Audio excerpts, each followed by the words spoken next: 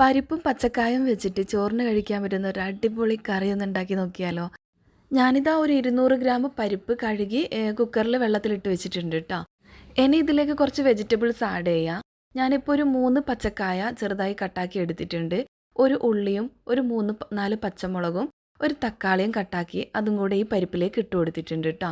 ഇനി അതിലേക്ക് കുറച്ച് മഞ്ഞൾപ്പൊടി, കുറച്ച് മുളക് പൊടി, അതുപോലെ തന്നെ ആവശ്യത്തിന് ഉപ്പ് ഇത്രയും ചേർത്തൊന്ന് മിക്സാക്കി കൊടുത്തിട്ട് ഒരു 2 വിസിൽ അടിച്ചെടുക്കണം കേട്ടോ കുക്കറിൽ. ഇനി ഇത് ആ സമയം കൊണ്ട് നമുക്ക് തേങ്ങ ഒന്ന് അരച്ചെടുക്കാം.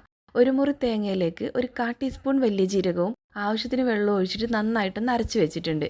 ഇനി ഒരു കടായി ചൂടായി വരുമ്പോൾ അതിലേക്ക് 2 ടേബിൾ സ്പൂൺ വെളിച്ചെണ്ണ ഒഴിച്ച് 1/4 ടീസ്പൂൺ കടുകിട്ട് പൊട്ടിച്ച് അതിലേക്ക് ഒരു 5-8 ചെറിയുള്ളിയും 2-3 വറ്റൽമുളകും കുറച്ച് കറിവേപ്പില ഇട്ടിട്ട് ഒന്ന് മൂപ്പിച്ചെടുത്തിട്ടുണ്ട് കേട്ടോ.